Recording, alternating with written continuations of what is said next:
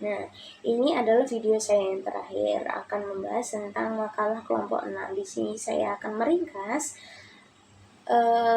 makalah kelompok 6 yang berjudul Pembagian Hadis. Makalah ini membahas tentang bagaimana para ulama mengklasifikasikan hadis atau membaginya menjadi beberapa kategori berdasarkan berbagai sudut pandang. Tujuannya jelas ya guys, untuk mengetahui tingkat keaslian hadis dan sejauh mana hadis tersebut bisa dijadikan dasar hukum dan agama Islam. Yang pertama dilihat dari ketersambungan sanadnya. Ketersambungan sanadnya itu bagaimana? Adapun itu hadis mutasil, yaitu hadis yang sanadnya bersambung secara lengkap dari perawi terakhir hingga Nabi Muhammad SAW tanpa ada satupun perawi yang hilang. Ini termasuk kategori hadis yang kuat. Nah, adapun hadis munqati adalah hadis yang sanadnya terputus pada salah satu perawi karena tidak bersambung. Maka hadis ini dianggap lemah dan tidak bisa dijadikan dasar hukum yang kuat. Kemudian dilihat dari jumlah perawinya juga.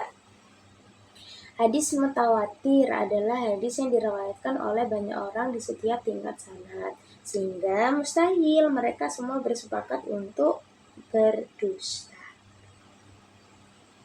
Hadis ini memiliki tingkat keaslian yang tertinggi karena disampaikan oleh banyak saksi dari berbagai tempat.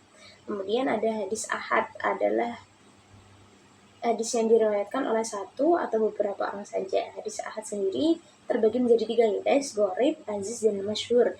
Gharib jika diriwayatkan oleh 1 orang, aziz jika diriwayatkan oleh 2 orang, dan masyhur jika diriwayatkan oleh 3 atau lebih, tapi belum mencapai derajat mutawatir. Kemudian bisa dilihat dari kualitas sanad dan matanya. Sahih, ini ada kualitasnya ya. Yang pertama yaitu sahih, yaitu hadis yang perawinya terpercaya, sanadnya bersambung, dan isinya tidak bertentangan dengan akal sehat ataupun Al-Quran. Kemudian yang ketiga ada hasan, hadis yang masih baik tapi sedikit di bawah sahih, biasanya karena perawi memiliki hafalannya kurang kuat. Kemudian ada dhaif, hadis yang lemah karena terdapat kekurangan dalam sanad atau perawinya. Yang terakhir ada maudhu, yaitu hadis yang palsu atau sengaja dibuat-buat dan tidak berasal dari Nabi sama sekali.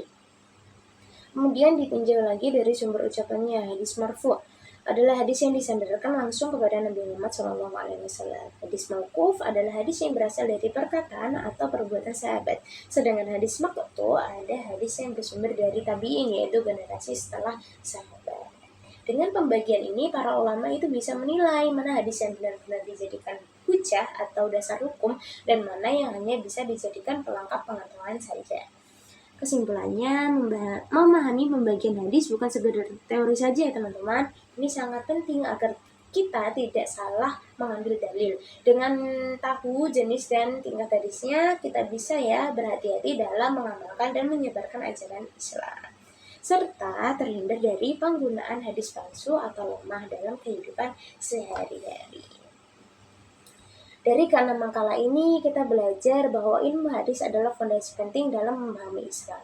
Hadis tidak hanya sekedar cerita masa lalu, tapi juga pedoman hidup yang menjelaskan ajaran Al-Quran dalam praktik nyata. Mulai dari istilah, dasar, fungsi, sejarah penulisan, hingga cabang-cabang ilmunya, semua itu menunjukkan betapa besarnya perhatian para ulama dalam menjaga keaslian sabda Nabi Muhammad SAW. Dengan mempelajari hadis secara benar, kita tidak hanya menambah ilmu, tapi juga memperkuat iman dan memperbaiki cara beribadah kita sesuai contoh dari Nabi Muhammad SAW. Nah, mungkin cukup ini penjelasan dari saya. Kurang lebihnya mohon maaf. Assalamualaikum warahmatullahi wabarakatuh.